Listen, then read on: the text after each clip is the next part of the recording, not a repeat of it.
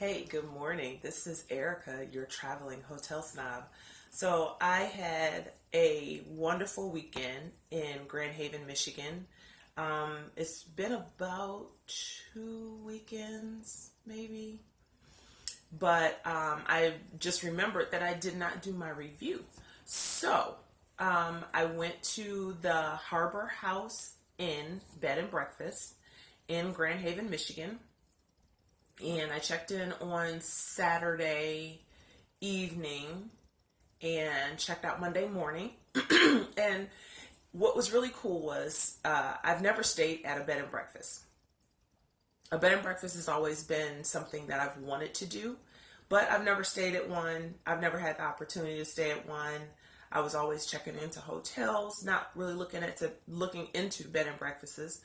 So I decided, okay, let me just take a weekend off and explore Michigan because I've been here for over 22 years and I really don't do too much outside of Michigan. So I did decide to look up some hotels and bed and breakfasts based on one of my clients' referrals. She says she visits Grand Haven pretty often, so I decided to give it a whirl. So I did go to Grand Haven. I stayed at the Harbor House Inn. The hotel, well, the bed and breakfast itself was absolutely just so cute. It was super, super cute. They were in the process of doing off-season renovations, which makes perfect sense because it is a beachy area. It's right by Lake Michigan. So it has like a boardwalk, a beach area. It's a very small, quaint town. And so, of course, they were trying to get the renovations and things done before tourist season starts. So that makes perfect sense. Wasn't even fazed by that at all. Wasn't a big deal. The room itself, if you saw the pictures that I posted, super, super cute. Very clean. Everybody there at the bed and breakfast were extremely friendly, very helpful, telling me what restaurants in the area, what there was or was not to do.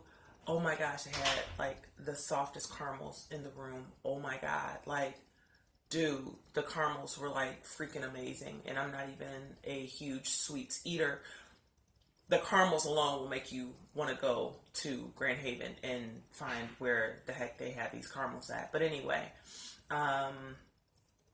the hotel, the breakfast was wonderful. It was a continental breakfast, which if I were to have a bed and breakfast, I would probably do continental during the week, and then I would do like a full spread for the residents on the weekends. But that's just that's my preference.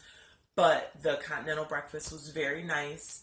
It lasted from 8 until 10, so they had different breads and different teas and cereal and yogurts and fruit and things like that, cheeses. So it was really nice. We got snow in Grand Haven, which it was too cute. The lady who was checking me in, she said, "Oh, we're expecting a little snow." And I'm thinking, okay, a little dusting. No, it was like 6 inches. So the day, what was it, Sunday, it was like a complete blizzard. I couldn't even see across the street. Couldn't see the water. And then, of course, the day I was checking out, beautiful, absolutely beautiful. Even though there was still snow on the ground, it had started melting already. So I was able to take a walk along the boardwalk and take a few pictures, which I did post as well. So I would definitely, definitely recommend going to stay at the Harbor House Inn.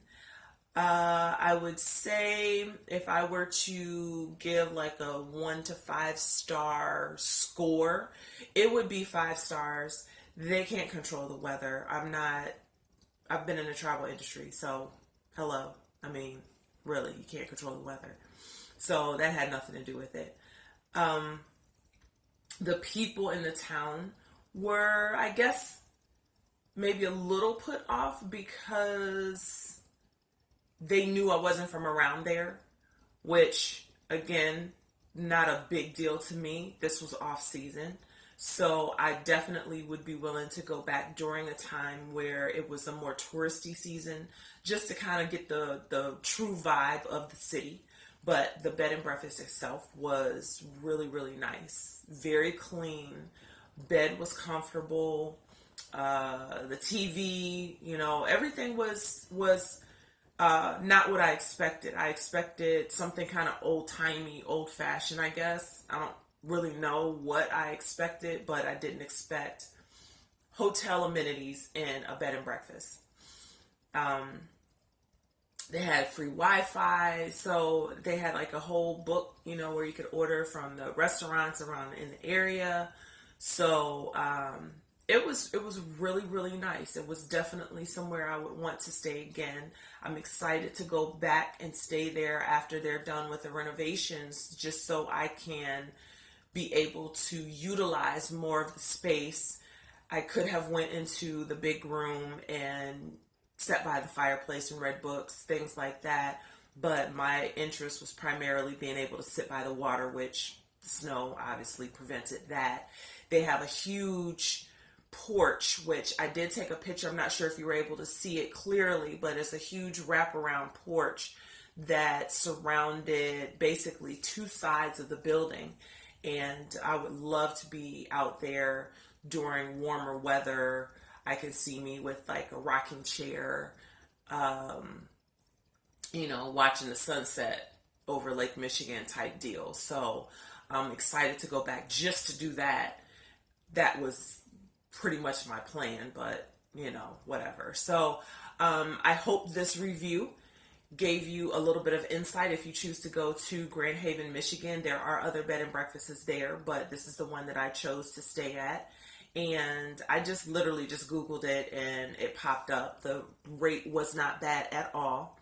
And again, maybe because it was off season, just keep in mind your travel plans and flexibility that you might have to modify so that you're able to get the best rate for your plans.